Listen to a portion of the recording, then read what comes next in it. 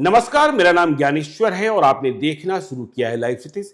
आज रोज की तरह हम यह नहीं कहेंगे कि मेरे साथ दिल्ली से जुड़ रहे हैं देश के जाने माने वरिष्ठ पत्रकार अजीत द्विवेदी जी। अजीत द्विवेदी जी आज पटना में हैं, लाइव सिटीज के न्यूज रूम में हैं। आपको पता ही है कि आगे बिहार विधानसभा का चुनाव है। अजीत द्विवेदी जी भी बिहार के रहने वाले हैं, इसलिए बिहार को समझना चाहते हैं। इसलिए अजीत द्विवेदी जी ने बिहार की यात्रा शुरू कर दी है। अभी 7 दिनों की यात्रा है, तो आगे भी लगातार बिहार को देखेंगे, बिहार को समझेंगे और बिहार के चुनावी रुझान क्या कह रहे हैं और पब्लिक का मूड क्या कह रहा है, यह भी आपको हम और अजीत द्विवेदी जी बताते रहेंगे। अजीत जी, बहुत स्वागत है पटना की धरती पर। आप दिल्ली रहते हैं। धन्यवाद। तो देखिए, आज यदि हम चर्चा करें, रोज तो हम लोग चर्चा करते रहते हैं। आज पटना में कुर्मी रैली। हाँ, मतलब जो राजनीतिक गतिविधियां हैं कई सारी हैं। हाँ, कई सारी गतिविधियों पर चर्चा करेंगे। कुर्मी रैली हुई। प्रशांत किशोर कह रहे हैं बीजेपी में हिम्मत है तो वह नीतीश कुमार को मुख्यमंत्री घोषित करके चुनाव लड़े। और देखिए, जेडीयू कहता है जब बिहार की चर्चा हो तो नाम सिर्फ नीतीश कुमार का हो। और देखिए, यदि हम छात्रों, बेरोजगारों के मुद्दे को सुने और समझें तो बीपीएससी के अभ्यर्थियों का आंदोलन फिर से उठ खड़ा हुआ है। बीपीएससी ने मुख्य परीक्षा की तारीखें भी घोषित कर दी है और इस बार खान सर लीड कर रहे हैं। और बीजेपी इतना हमलावर हो गई है कि लग रहा है खान सर को कहीं जेल न भेज दिया जाए, क्योंकि बीजेपी का कहना है खान सर को पढ़ाना है तो पढ़ाएं, राजनीति करेंगे तो जवाब देना आता है। लेकिन पहली चर्चा कुर्मी रैली, नीतीश कुमार के राजपाट में कहा जा रहा है कुर्मियों को एकजुट होने की जरूरत है। कुर्मियों की हिस्सेदारी कम हो गई है। कहां हिस्सेदारी कम हो गई? सत्ता में कम हो गई है, शासन में कम हो गया है, प्रशासन में कम हो गया है, डीएसपी कम हो गए हैं, एसडीओ कम हो गए, डीएम कम हो गए। अब लालू यादव रहे 15 साल और फिर 20 साल नीतीश कुमार। यादव और कुर्मी को भी बिहार में रैली करना पड़े तो यह बात समझ में नहीं आती है। देखिए, यदि सबन जातियां करती रैली या वो जातियां जिन्हें अभी सत्ता में हिस्सेदारी नहीं मिली है, अति पिछड़ी जातियों की बात होती या दलितों की बात होती, ये कुर्मियों की रैली, और वह भी बीजेपी के एक विधायक हैं कृष्ण कुमार मंटू, वे आयोजित करा हैं आज पटना के गांधी मैदान में, मिलन स्कूल मैदान में। अच्छा ज्ञानेश्वर जी, ऐसा है, अब उस पर हम लोग आए, कुर्मी रैली से बात शुरू करें।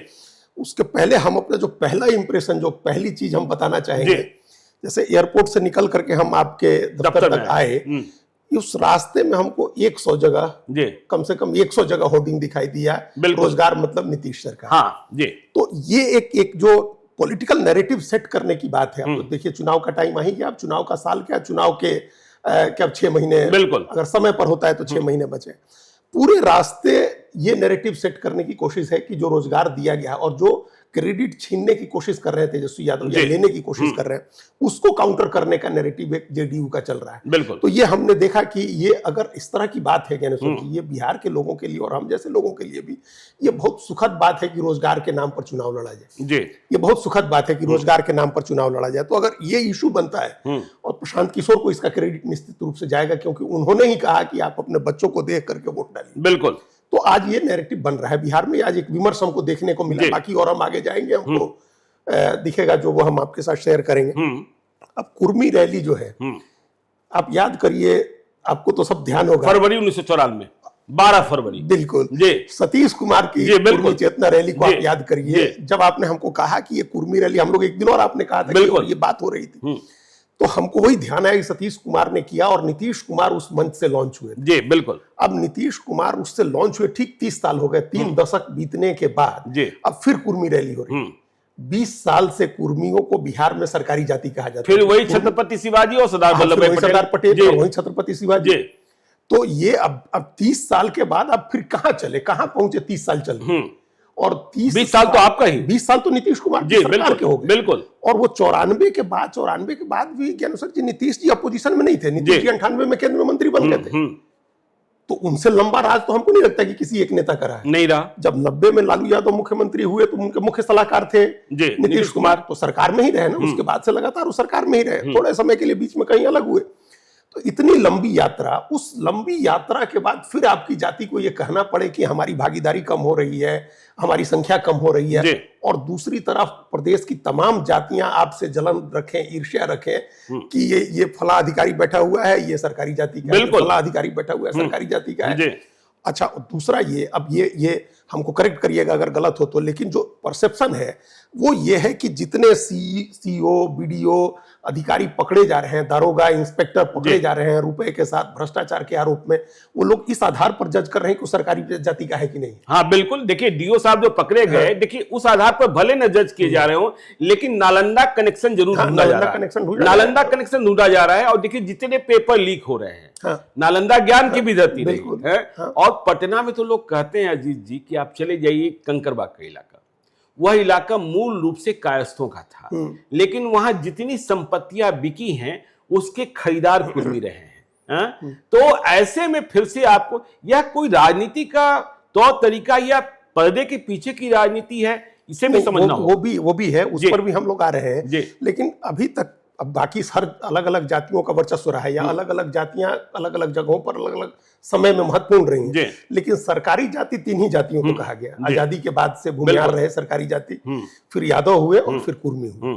इन्हीं 3 जातियों को सरकारी जाति। और आप देखिए ना, इधर जो इनकाउंटर्स हो रहे हैं उसमें जो मारे जाने वाले अपराधी हैं उसमें अधिकांश यादव हैं। जब 1990 से 2005 में गैंगस्टर्स की बात होती थी तो सारे सबन निकलते थे, शर्मा जी, सिंह जी, पांडे जी, दुबे जी, ये निकलते थे। अब देखिए, चाहे अजय यादव का इनकाउंटर हो, मनीष यादव का इनकाउंटर हो, या कल पटना में ही धर्मेंद्र यादव को अब देखिए या तो सरेंडर करना होगा या फिर मुठभेड़ में मारा जाएगा, तो वो जाति भी सरकारी जाति कहलाई।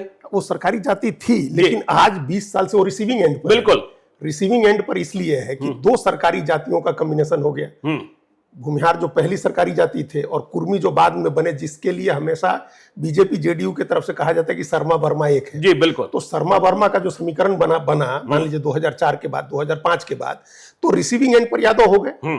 वो तमाम सरकार का रेस्ट जो होता है, सरकार का जो भी ज्यादती हो सकती है वो उन पर है। बिल्कुल। उनके लोगों को अच्छी पोस्टिंग नहीं मिलना, अधिकारी हैं तो उनको नहीं अच्छी पोस्टिंग नहीं मिलना, या इस तरह के इनकाउंटर्स, ये सब चीजें। लेकिन कुर्मी तो नहीं कह सकते हैं, नहीं कह सकते, ये नहीं कह सकते हैं। ये जनरल परसेप्शन भी है और आंकड़ों के हिसाब से भी कोई कहे तो ये साबित कर सकता है। इसलिए वो कारण नहीं है। अपने लोगों को अपने साथ जोड़ने के लिए, कुर्मी व्यापक समुदाय को अपने साथ जोड़ने के लिए ये एक चारा डाला गया है कि आपकी भागीदारी कम हो रही है, आपकी संख्या घट रही है। असल चीज उसके पीछे की राजनीति है। असल चीज उसके पीछे की राजनीति है। जी। उसके पीछे की राजनीति ये है कि नीतीश कुमार हटेंगे तो उसके बाद कौन आएगा, और ये जो वोट है 3-3.5% वोट जो है वो किधर जाएगा। बिल्कुल। तो ये असली खेल उसका है। जी। उसको अपने साथ जोड़ने की कोशिश लालू यादव भी कर रहे हैं, और उसको अपने साथ जोड़ने की कोशिश भारतीय जनता पार्टी। 2014 भी याद होगा आपको अजीत जी, जब देखिए नीतीश कुमार बिल्कुल अकेले लड़ रहे थे तो नालंदा में भी लड़ाई फंस गई थी डॉक्टर सत्यानंद शर्मा जैसे उम्मीदवार से। 10,000 वोट से हारे। 10,000 वोट के मामूली अंतर से लोकसभा चुनाव में, जी 10,000 वोट के मामूली अंतर से कौशलेंद्र कुमार चुनाव जीते। बिल्कुल बिल्कुल। 2 सीटें मिली, लेकिन यह है कि प्रतिष्ठा बच गई, लोगों ने प्रतिष्ठा बचा दी नीतीश कुमार। तो उस समय प्रतिष्ठा बच गई थी। उसके बाद से भी नीतीश कुमार ने कोई सबक नहीं लिया ज्ञानेश्वर जी कि हम कोई लीडरशिप खड़ी करना, कि इस वोट का कोई माई बाप हो, कोई एक खूंटा हो जिसके इर्द गिर्द हमारी जाति के लोग इकट्ठा रहे। ये उन्होंने नहीं किया। कभी आसिफ सिंह, कभी श्रवण कुमार, कभी मनीष वर्मा, लेकिन कौन यह तय ही नहीं तय कर पाए। वो तय नहीं हुआ, और उसका नतीजा ये है ज्ञानेश्वर जी कि इस बार जो लोग, आप उस दिन कह रहे थे, आप ही कह रहे थे कि आरसीपी सिंह अगर अपनी पार्टी बना करके लड़ रहे हैं और उनको नीतीश कुमार के पहले उत्तराधिकारी वही माने गए, बिल्कुल, तो उस इलाके में वो नुकसान पहुंचा सकते हैं। तो ये हो सकता है कि एकदम बिखर जाए वोट बैंक, जो अभी एक होमोजेनस, आपने 4 उपजातियों के भी नाम लिए कि समसमार है, तो ये सब इस तरह से तो नहीं बिखर जाएंगे कि हर जाति का, हर उपजाति का एक छत्रप खड़ा हो जाए। बिल्कुल। कुछ आरजेडी से आ जाए कोई आदमी, लेके जाए थोड़ा सा वोट अपनी तरफ, बीजेपी से आ जाए थोड़ा सा वोट अपनी तरफ ले जाए, ये संभावना दिख रही है। क्योंकि नीतीश कुमार ने अपना कोई उत्तराधिकारी नहीं बनाया, अपने नीचे कोई लीडरशिप नहीं डेवलप। मुंगेर का लोकसभा चुनाव 2024 याद है ना? बिल्कुल ध्यान है, और वहां भी लड़ाई, अच्छी लड़ाई हो गई थी वहां। बिल्कुल। और उसके आधार पर ये तो नीतीश कुमार उस समय तक ऐसी समझ में मतलब है, अभी लीड कर रहे थे कैंपेन को, खुद भी चले गए वहां ललन सिंह के लिए, और लोग जानते हैं ललन सिंह के साथ उनके रिश्तों को। तो मान लीजिए कि एक वोट अनंत सिंह को बाहर निकालना पड़ा, बावजूद इसके मोकामा में ललन सिंह पिछड़ गए उस मोकामा विधानसभा सीट पर। तो वो नीतीश कुमार का इकबाल था, नीतीश कुमार का चेहरा था कि वहां अशोक महतो अपनी पत्नी को लड़ा करके अगड़ा पिछड़ा की लड़ाई नहीं बना सकते। जी। नहीं तो बनाने की तो पूरी कोशिश हो गई थी, और उस अगड़ा पिछड़ा की लड़ाई में धुरी होते कुर्मी। तो ये एक कहीं ना कहीं अब उस जाति की आकांक्षा, जिसको सत्ता का स्वाद लगा हुआ है, उसको भी उसकी कोशिश होगी कि हम उनके साथ रहें जो सत्ता में रहे, या उसके साथ जुड़े जो सत्ता दिला सके, हमारी भागीदारी बढ़ा सके। तो उस चक्कर में उस कास्ट के, उस जाति के व्यापक समाज को, मतलब जो बड़े लोग, प्रबुद्ध लोग हैं या राजनीतिक रूप से जागरूक हैं, उनकी बात नहीं, जो मास है, उसको जोड़ने की कोशिश हो रही है। ये रैली, इस रैली को उस नजरिए से देखने की जरूरत है कि भारतीय जनता पार्टी अब कहेगी, भारतीय जनता पार्टी कि हमने आपने लव का चेहरा आगे किया, कुर्मी चेहरा था, तो कुश और धानु सब उनके पीछे खड़ा हुआ। बिल्कुल। अब भारतीय जनता पार्टी कुशवाहा चेहरा आगे कर रही है। हाँ, सम्राट चौधरी को आगे कर रही है, तो लव को भी आगे लाना, लव को आना चाहिए, तो कृष्ण कुमार मंटू को आगे कर दिया। हाँ, कि भाई आप आइए, आपको हमने मदद की, आपका मुख्यमंत्री बनाया, आप हमारा मुख्यमंत्री बनाइए, सत्ता में वैसी भागीदारी रहेगी जैसे आपके समय हमारी थी, वैसे हमारे समय आपकी रहेगी। तो इस रैली को बीजेपी के इस स्ट्रेटजी के हिसाब से देखें कि वो 8-9% वोट, ये वो वोट कहीं नहीं जाए, क्योंकि उसको तोड़ने और कुशवाहा मिलाकर, हाँ, कोयरी, कुर्मी, धानुक सब मिला करके जो वोट है वो कहीं नहीं जाए। लालू यादव बड़ी कोशिश कर रहे हैं और विधानसभा में भी उसकी कोशिश होगी, और प्रशांत किशोर भी करेंगे ही, वो क्यों नहीं करेंगे, उनके पास तो और बेहतर आंकड़े हैं जातियों के। और नीतीश कुमार नहीं गए रैली में। अब यह सवाल तो पूछा जाएगा कि कुर्मी एकता रैली हुई, वो आमंत्रित किए गए थे, कोई बड़ा चेहरा दिखाई नहीं पड़ा, लेकिन सवाल तो देखिए, शुरुआत तो हो गई राजनीति की ना। हाँ, तो ऐसे राजनीतिक मैसेज ऐसे दिया जाता है। पटना की सड़कों पर हमको उसके भी होर्डिंग्स दिखे, बिल्कुल दिखे हुए, जो आप बता रहे हैं। ये इनके कृष्ण कुमार मंटू, हाँ, अमनौर के विधायक, हाँ, उनके पोस्टर्स दिखे हमको, तो होर्डिंग्स बड़े बड़े, तो उनको जहां मैसेज कन्वे करना था वो मैसेज कन्वे हो गया। नीतीश कुमार का नहीं आना स्ट्रेटेजिक है। अभी एक तो जेडीयू ने ये प्लान किया होगा कि मान लीजिए नीतीश कुमार क्यों जाएं भारतीय जनता पार्टी के एक विधायक की रैली में। बिल्कुल, अगर भारतीय जनता पार्टी के ही बड़े नेता नहीं जा रहे, हाँ, और जातीय रैलियों से ऐसे भी, और जातीय रैली से नीतीश कुमार के, फिर जाति का कार्ड बड़े सटल तरीके से नीतीश कुमार खेलते हैं, बहुत बारीक तरीके से, सूक्ष्म तरीके से, बहुत खुल करके, जिस तरह से लालू यादव के समय हो गया उस तरह का नहीं करते, उस तरह का नहीं होने देते हैं हम। तो इस वजह से वो नहीं गए, लेकिन उनको भी सोचना होगा, उनकी पार्टी को सोचना होगा कि अगर नीतीश कुमार का कोई लीडरशिप नहीं आती है, मतलब नई सेकंड लाइन आती है। हमारी अभी बात हो रही थी नीतीश कुमार की पार्टी के एक बड़े नेता से, बड़े मतलब टॉप 5 में, तो उन्होंने कहा कि इस पार्टी का नेतृत्व जो है वो, पहले उन्होंने कहा कि कोई पिछड़ा ही करेगा जी, फिर उन्होंने करेक्ट किया अपने को 10 सेकंड के पॉज के बाद कि कोई कुर्मी ही करेगा, कोई कुर्मी ही करेगा। अच्छा, हाँ, तो अब समझिए कि जब इतना क्लियर कट वहां चीजें हैं कि कोई कुर्मी ही जेडीयू की लीडरशिप करेगा नीतीश कुमार के बाद, तो वो लोग कैसे जा सकते हैं किसी दूसरे भाजपा के कुर्मी नेता के मंच पर जाकर के, क्यों ट्रांसफर होने देंगे उस तरफ? बिल्कुल भाई, आप एक बार चले गए तो ये मैसेज हो जाता है ना। जैसे हम लोग अभी हम दिल्ली का रेफरेंस एक और दे दें कि कांग्रेस ने अगर अरविंद केजरीवाल की सरकार नहीं बनाई होती 2013 में, तो इतनी बुरी तरह से नहीं हारने जा रही थी। जैसे आपने सरकार बनाया, वो पता चल गया कि अच्छा आप और ये एक ही हैं, तो उसी की तरफ जाया जाए, जो नया है, जो उभरता हुआ है। बिल्कुल, तो आज ये मैसेज हो जाए कि बीजेपी और नीतीश एक ही है, सम्राट चौधरी और नीतीश एक ही है, तो पूरे उस समूह को शिफ्ट होने में कितना टाइम लगेगा सम्राट चौधरी की तरफ या सही बात।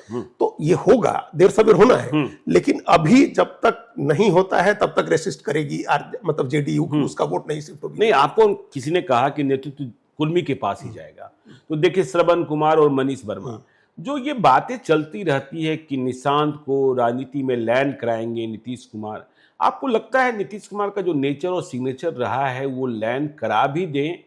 मुझे तो पहले इस पर ही शक होता है कि वो लैंड कराएंगे, और लैंड करा भी दें, हरनौत से चुनाव जितवा भी दे। हरिनारायण सिंह की उम्र बहुत हो गई है, तो अब इतना वक्त बचा है क्या कि निशांत बहुत आगे जा सकें, तेजस्वी से मुकाबला कर सके, प्रशांत किशोर से मुकाबला कर सके, चिराग पासवान से मुकाबला कर सके? इतना वक्त तो मिलता नहीं है। नहीं, अब है भी नहीं। अब नीतीश कुमार के पास उतना समय नहीं है। अगर नीतीश कुमार को डिसीजन करना है ज्ञानेश्वर जी, तब तो निशांत की एंट्री नहीं होगी। हाँ।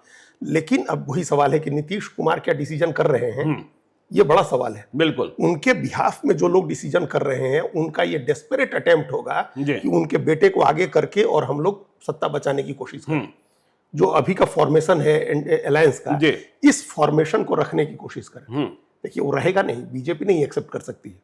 बिल्कुल, जो आपकी सहयोगी, तो देखिए जैसे ही आप लॉन्च करेंगे परिवारवाद पर जो आप हमला बोलते हैं, कल मुझे देखिए आरजेडी के एक नेता से बातचीत हो रही थी कि जगदानंद सिंह आ नहीं रहे हैं भाई, तो अब अध्यक्ष मिलना है नया, तो बात हुई कि मगनीलाल मंडल, तो शायद तेजस्वी यादव ने कहा लालू यादव से, देखिए ये चर्चा और अफवाह है कि यदि हम मगनीलाल मंडल को अध्यक्ष बना देते हैं तो हम सम्राट चौधरी पर कैसे हमला बोलेंगे कि अब आयातित नेता को, इंपोर्टेंट नेता को आप लीडरशिप दे देते हैं। तो ये सारी बातें यदि भाई नीतीश कुमार निशांत को ले आते हैं महज विधायक बनाने के लिए, तो फिर यह जो उनका जो यूएसपी है वो तो छोड़ देंगे, बिल्कुल खत्म हो जाएगा। ज्ञानेश्वर जी, इस ग्राउंड पर हम लोगों ने जब दिल्ली के चुनाव में प्रवेश वर्मा चुनाव लड़े, उनकी लोकसभा की टिकट कटी और विधानसभा की टिकट दी गई, उस दिन से लोग कह रहे थे कि बीजेपी उनको मुख्यमंत्री बनाएगी।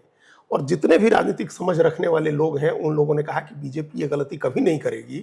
एक मुख्यमंत्री के बेटे को आपने मुख्यमंत्री बना दिया तो फिर आप राहुल गांधी पर किस तरह से अटैक करेंगे? बिल्कुल। या बिहार में जाएंगे तो किस तरह से तेजस्वी और लालू यादव को अटैक करेंगे? आप खुद ही एक सीएम के बेटे को सीएम बना रहे हैं, तो नहीं बना सकते। तो नीतीश कुमार अगर अपने बेटे को, नीतीश कुमार के बेटे को अगर लॉन्च किया जाता है तो एक तो पहली बात तो ये कि नीतीश कुमार अगर अपने राइट माइंड में है और डिसीजन कर रहे हैं तब नहीं होगा ये। जैसे कर्पूरी ठाकुर के बारे में हम लोग सुनते हैं कि उन्होंने जब रामनाथ ठाकुर का नाम आया, बिल्कुल, तो उन्होंने कहा कि उन्हीं को लड़ा लीजिए, फिर हम नहीं लड़ेंगे।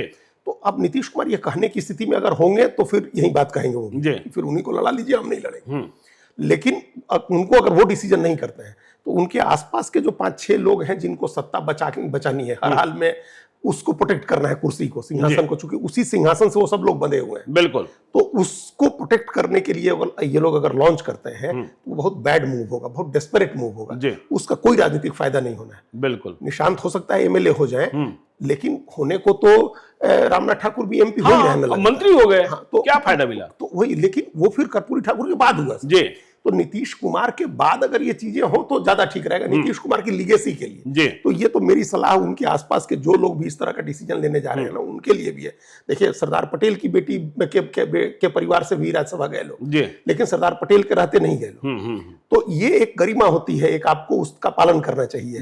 एक लीडर की जो लीगेसी है उस लीगेसी को अपमानित मत करिए। नीतीश कुमार खुद ये फैसला, आप ये लोग सोचना चाहिए, मतलब ये जो 5-6 लोग हैं इनको कि नीतीश कुमार होते तो क्या डिसीजन करते। बिल्कुल, अगर वो करते कि नहीं लड़ना है तो इन लोगों को नहीं लड़ना चाहिए, उनको नहीं लाना चाहिए।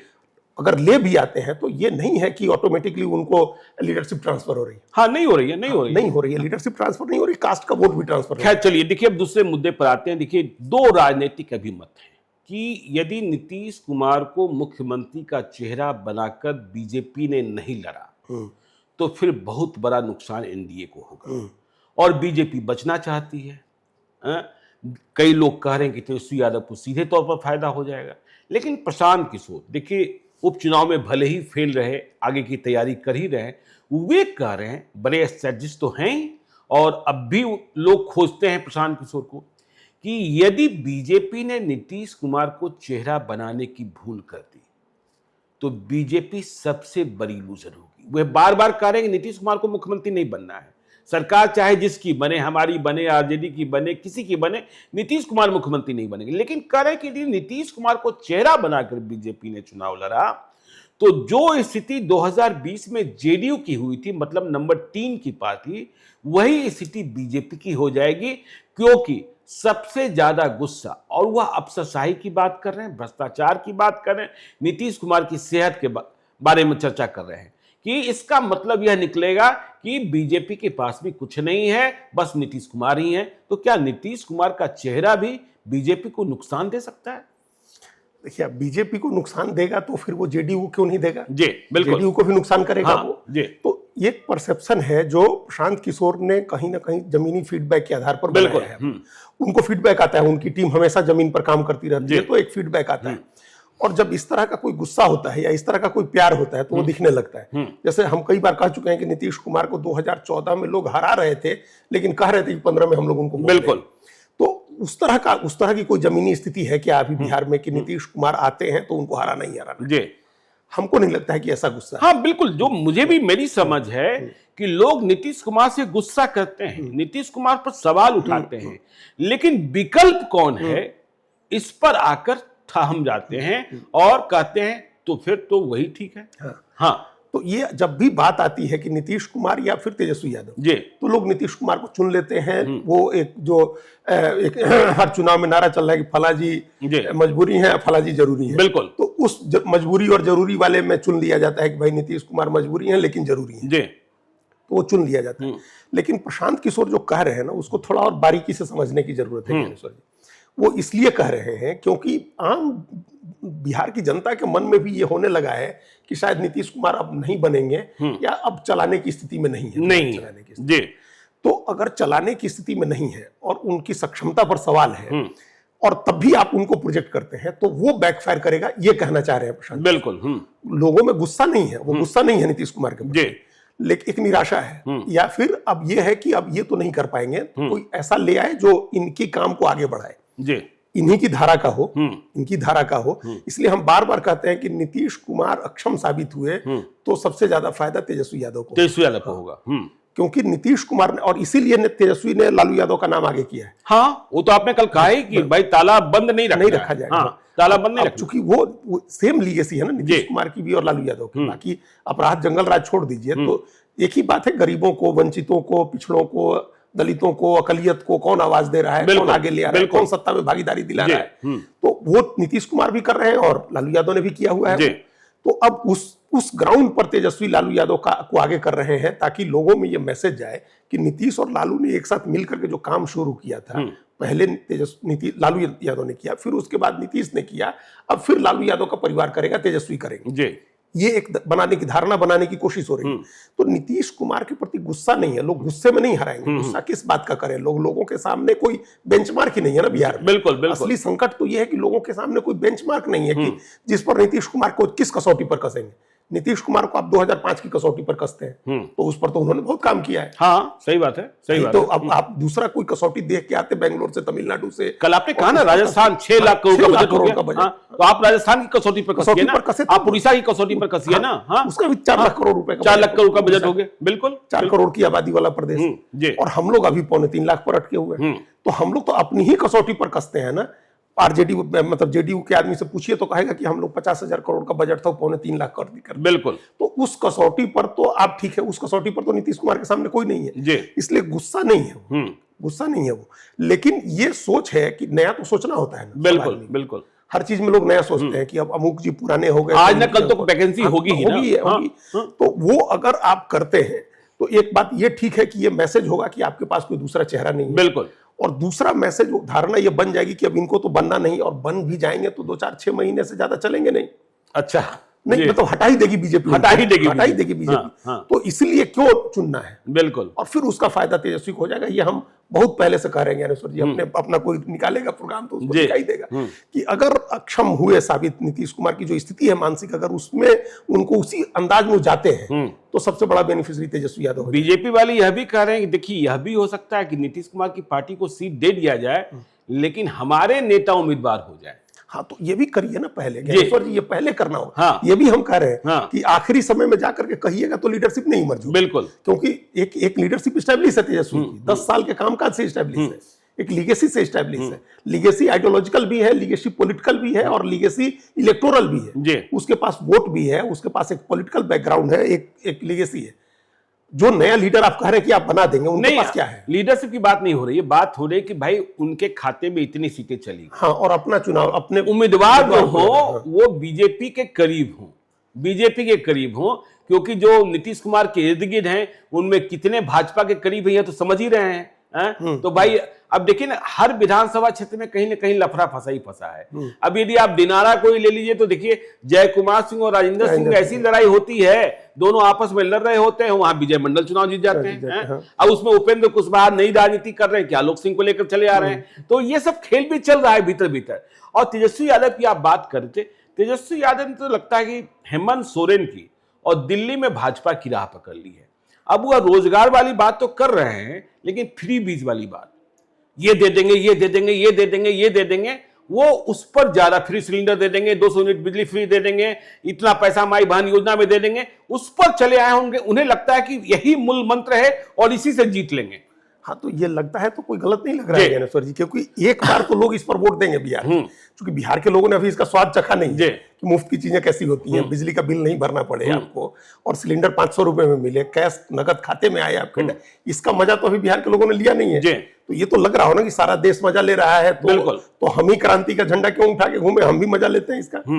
एक बार तो जरूर चुनाव इस पर एक बार जरूर जाएगा चुनाव उस पर। तो तेजस्वी वो भी कर रहे हैं, एक तो लीडरशिप तेजस्वी की स्टैब्लिश है, पॉलिटिकल लीगेसी उनकी स्टैब्लिश है, इलेक्टोरल उनके पास जो स्ट्रेंथ है वो हम लोग डिस्कस कर चुके हैं, 32% का एक इलेक्टोरल स्ट्रेंथ है उनके पास। उस पर अगर ये सब चीजें लेके जा रहे हैं, और दूसरी तरफ नीतीश कुमार एक मतलब अक्षम तो क्या कहें उनको, लेकिन कम सक्षम नेता की तरह स्टैब्लिश हो जाए, और बीजेपी की लीडरशिप नहीं आए। हम बार बार कहते थे कि बीजेपी अगर अभी तुरंत अपनी लीडरशिप आगे कर दे, नीतीश कुमार की सहमति बना करके ये करे कि भाई ये मुख्यमंत्री होंगे, सम्राट चौधरी का नाम आगे करना है तो कर दे, जिसका भी करना है, ताकि 8 महीने 7 महीने के टाइम में वो लीडर स्टैब्लिश, उसको आप बजट की तमाम घोषणाओं का क्रेडिट उसको दे, बिल्कुल, और उसको लेकर के उसकी लीडरशिप को लेकर के जाए, और वो साथ साथ घूमे नीतीश कुमार के, और वो हाथ उठा के कहें कि ये उत्तराधिकारी है, उत्तराधिकारी। हाँ, ये करिए तभी तेजस्वी यादव से लड़ पाएंगे। नीतीश कुमार मानेंगे कभी उत्तराधिकारी घोषित करने के लिए? सवाल वही तो है। हाँ भाई, कभी उन्होंने आरसीपी सिंह को बना दिया, कभी उन्होंने प्रशांत किशोर को बना दिया, कभी लगने लगा कि मनीष वर्मा हो ही जाएंगे, कभी देखिए मानस पुत्र अशोक चौधरी हो गए, लेकिन कंफ्यूजन इतना रहता है, और कब बदल जाते हैं, कब बदल जाते हैं। तो अगर नहीं कर पाती है बीजेपी ये काम कि उनकी सहमति से अभी अपना लीडरशिप नहीं ले आती, और ये इंतजार कर रहे हैं लोग कि और उनकी स्थिति डिटोरिएट हो जाए तो फिर हम लोग टेक ओवर करें, और तब तक चुनाव आ गया तो आप नहीं कर पाएंगे, फिर जनता के बीच में उसका मैसेज नहीं जाएगा। आज मैं दिल्ली के किसी अखबार में पढ़ रहा था, किसी वेबसाइट पर पढ़ रहा था कि संजय झा जेडीयू और बीजेपी के बीच में जॉर्ज फर्नांडिस वाली भूमिका में आ गए हैं। जिस तरीके से जॉर्ज फर्नांडिस सेतु का काम करते थे, ठीक उसी तरीके से संजय झा की भूमिका हो गई है, और अब जेडीयू की पूरी सेहत जो है वह संजय झा पर निर्भर कर रही है। नहीं तो ये तो वो पहले भी करते थे, अरुण जेटली के थ्रू जो है वो बीजेपी जेडीयू के बीच तो पहले भी सेतु का काम करते थे, बिल्कुल, और अब तो कार्यकारी राष्ट्रीय अध्यक्ष है वो, और बीजेपी के साथ मिलकर चुनाव लड़ना है ये तो तय है। तो एक आदमी तो बीच में चाहिए होगा ना, कौन बात करेगा? नीतीश कुमार तो बात कर नहीं रहे, तो वो कर रहे हैं अपनी भूमिका, उनकी एक भूमिका तय है, वो जो भूमिका निभा रहे हैं। और यहाँ पार्टी का जो कैंपेन है, पार्टी के जो सर्वे हैं, वो सब भी वो काम देख रहे हैं, वो सारी चीजें हो रही हैं। और देखिए संजय झा कतई नहीं चाहेंगे बीजेपी के पर कितने भी क्लोज हो, उनको पता है कि उस समंदर में चले गए तो उनकी कोई हैसियत नहीं बचने। बिल्कुल बिल्कुल। आप उस समुद्र में तो बहुत सारे नेता है ना, क्या हैसियत रहेगी? आप एमपी रहिएगा, हो सकता है मंत्री ही हो जाइए, बिल्कुल, यहाँ तो मालिक है ना आप, बिल्कुल भाई वहां। और संजय झा देखिए, मुझे 2005 याद है अजीत जी, संजय झा तब कुछ नहीं थे, बीजेपी के साथ ही थे। अरुण जेटली साहब थे, उनके लिए नीतीश कुमार के साथ करीब हुए थे, और पटना में शिवानंद तिवारी जी के बेटे नागेश्वर कॉलोनी में एक गेस्ट हाउस चलाते थे, वहीं टिके हुए थे। और अरुण जेटली साहब मिलने चले गए संजय झा से उनके गेस्ट हाउस में। जब यह खबर लगी लालू यादव को, अभी सरकार बदली नहीं थी और चुनाव हुए नहीं थे, जनवरी या दिसंबर 2024-2004 का, हाँ, मतलब तुरंत पुलिस वालों ने वहां हल्ला बोल दिया था और संजय झा को बाहर निकाल दिया गया था। तो संजय झा ने वो दिन भी देखे हैं ना, और आज अमित शाह उनके घर जाते हैं। जी, अमित शाह उनके घर जाते हैं, बिल्कुल। तो वो उन्होंने अपनी एक जगह बनाई है। देखिए बीजेपी के एमपी होंगे तो अमित शाह उनके घर नहीं आने जा रहे हैं, नहीं जाएंगे, हाँ नहीं जाएंगे। आप जेडीयू के राष्ट्रीय कार्यकारी अध्यक्ष हैं, आपकी एक हैसियत है, आप होल्ड रखते हैं पार्टी के ऊपर, आपने जमीनी काम कराया हुआ, तो आपको अमित शाह भी पूछ रहे हैं।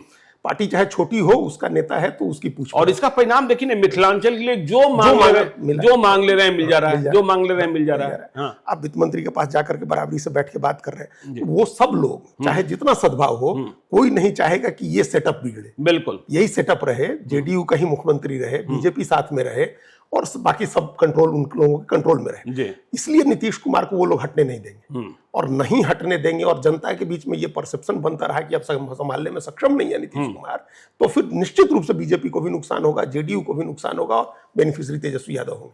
तो समय रहते बीजेपी अपना चेहरा ले आए और तब तैयारी करके चुनाव। चलिए अंतिम बात करते हैं। बीपीएससी अभ्यर्थियों का आंदोलन फिर से उठ खड़ा हुआ है, और इस बार खान सर लीड कर रहे हैं, और जैसे ही खान सर आए हैं मैदान में, बीजेपी आक्रामक हो गई है, एकदम बिल्कुल आक्रामक हो गई है, और ऐसा लग रहा है कि खान सर की पूरी कुंडली खोल दी जाएगी, और साफ साफ धमकी दी जा रही कि राजनीति मत कीजिए, राजनीति कीजिएगा तो राजनीति सिखा देंगे। फैजल खान से लेकर तमाम चीजें, ऐसा लग रहा है जेल भेज दिए जाएंगे, और खान सर भी डटे हैं कि मैदान में आएंगे ही आएंगे। तो खान सर और रहमान सर यदि लीड करें तो क्या बीजेपी को मौका मिल जाता है? क्या नहीं, तो मौका तलाश रही है बीजेपी जी। हाँ। अब इस छात्रों के आंदोलन को दूसरे उस प्लेटफॉर्म पर ले जा रही है, बिल्कुल उसको कॉम्युनल रूप देने की कोशिश हो रही है। आपने कहा ना, हमने अभी इधर ही देखना शुरू किया है कि खान सर का नाम फैजल खान है, तो ये बताना, ये भी किसी ने बताया नहीं है। हाँ, मतलब नहीं, खान सर स्वीकारते नहीं है, नहीं स्वीकार कर रहे हैं, लेकिन जो राइट विंग के लोग हैंडल्स हैं, जो सोशल मीडिया के हैंडल्स हैं राइट विंग के लोगों के, उस पर अब पूरा नाम लिखा जा रहा है। तो ये एक तरीका होता है आपको एक आइडेंटिफाई करके आपको किनारे करने का, आपको अटैक करने का। हम कांवड़ यात्रा के दौरान भाई कोई भी जो ऐसी दुकान हो जहां खान हो, फलना हो, वहां मत जाइए, आप नाम लिखवाइए सब लोगों से। और हमको 2002 याद आता है जब गुजरात के दंगे हुए थे, और फरवरी के दंगे हुए थे, और मई में चुनाव चाहते थे नरेंद्र मोदी कि मई में चुनाव हो जाए। तो जबकि चुनाव तय था सितंबर में, तो या अक्टूबर-नवंबर में, वो चाहते थे कि पहले चुनाव हो जाए। कोर्ट में भी गए थे लोग उस समय। तो उस समय जेम लिंगडो मुख्य चुनाव आयुक्त थे भारत के, और उसी समय हम लोगों ने सुना कि पार्लियामेंट में के बाहर सब जगह बीजेपी के लोगों ने कहना शुरू किया कि ये जेम्स माइकल लिंगडो जो है ये चुनाव रोक रहे हैं गुजरात का। बताइए, जेम्स माइकल लिंगडो चुनाव रोक रहे हैं गुजरात का। खैर सुप्रीम कोर्ट ने भी परमिशन नहीं दी और चुनाव समय पर ही हुए, लेकिन लोगों ने जाना कि जेम लिंगडो जो नॉर्थ ईस्ट के एक पहले व्यक्ति हैं जो चुनाव आयुक्त हुए, उनका पूरा नाम जेम्स माइकल लिंगडो है और वो क्रिश्चियन है। बिल्कुल। तो हम वही रिजेम्बलेंस देख रहे हैं कि फैजल खान है, ये खान सर जो है, और ये एंटी बीजेपी पॉलिटिक्स कर रहे हैं। ये जेडीयू के बहुत करीब हैं, जेडीयू के बहुत करीब हैं, मिले जाकर नीतीश कुमार से मिलते हैं, अशोक चौधरी से अच्छे संबंध है। तो ये बताना कि ये एंटी बीजेपी पॉलिटिक्स कर रहे हैं, और अपना इनका कोई पॉलिटिकल एजेंडा है जिस एजेंडे के तहत ये छात्रों के आंदोलन को लीड कर रहे हैं। बिल्कुल। तो अब ये आंदोलन बिल्कुल दूसरे तरफ जा रहा है। लेकिन खान सर हो या रहमान सर हो, अगर उनको लगता है कि छात्रों का हित इस बात में है कि री एग्जाम हो, तो उनको इस बात से डर के घबरा के पीछे नहीं हटना है कि राइट विंग वाले लोग अटैक कर रहे हैं। देखिए, छात्रों का हित सबसे ऊपर है, हमारे लिए भी, आपके लिए भी, और सब आदमी के, बिहार के लिए भी। अगर ये लग रहा है कि छात्रों का हित इसमें है कि री एग्जाम होना चाहिए, तो री एग्जाम होना चाहिए, लड़ना चाहिए। सत्ता में जो लोग होते हैं वो तो कुछ भी नैरेटिव बनाते हैं। बिल्कुल। इंदिरा गांधी ने इन तमाम लोगों को देशद्रोही घोषित कर दिया था ना, जेपी सहित। बिल्कुल। तमाम लोगों को, उस समय यूएपीए नहीं था, लेकिन उसी तरह की तमाम धाराएं मीसा बना करके लगाई गई थी। तो वो तो नहीं सही था ना। वो इंदिरा गांधी तो सही नहीं थी, मीसा लगाना तो सही नहीं था। बिल्कुल। तो इसलिए आज अगर कुछ भी डराया जा रहा है, तो ये अगर आप मान रहे हैं कि हम सही कर रहे हैं और छात्रों का हित इसमें है, तो वो पीछे नहीं हटना चाहिए। बीजेपी कम्युनलाइज कर रही है इशू, उन लोगों के खान सरनेम को लेकर के कम्युनल बनाने की कोशिश हो रही है। ये बीजेपी को भी नहीं करना चाहिए, क्योंकि ये बिहार में नहीं चलने वाली है राजनीति, कभी नहीं चलती है बिहार में राजनीति, झारखंड में भी नहीं चलती, अभी चला के देख लिया, नहीं चली। तो ये नहीं करना चाहिए। आप इशू पर लड़े, आप मेरिट पर चुनाव लड़े, मेरिट पर राजनीति करें। ये कोई, इसमें कोई मेरिट नहीं है। आप अगर छात्रों का मामला कोर्ट में लंबित है, छात्र धरने पर बैठे हुए हैं, तो कोई आदमी उसको नहीं लीड करेगा। इस आधार पर आप उसको, उसके धर्म, उसकी जाति, और इस आधार पर आप उसको डिस्क्रेडिट करने की कोशिश नहीं कर सकते। ये तो बहुत गलत है। बिल्कुल, ये बहुत गलत है। अगर छात्रों का हित उसमें है, सभी पार्टियों को साथ में आना चाहिए। कोई नहीं आता है और खान सर लड़ रहे हैं, तो उनको लड़ना चाहिए। चलिए, तो देखिए, लड़ना चाहिए। अजीत द्विवेदी सर अब देखिए 7 दिनों तक बिहार में है और ग्राउंड जीरो पर बिहार के नब्ज को समझने जा रहे हैं। जब मौका मिलेगा हम लोग संवाद करेंगे और बीच बीच में चर्चा और बातचीत जारी रहेगी। आप देखते रहिए लाइव स्टेज को। यदि अब तक आपने हमारे यूट्यूब चैनल लाइव स्टेज को सब्सक्राइब नहीं किया तो जरूर कर लीजिएगा, और यदि इस वीडियो को आप फेसबुक पेज के माध्यम से तो पेज को लाइक कीजिएगा। हैंडल एक्स पर भी हमें फॉलो कीजिए। धन्यवाद।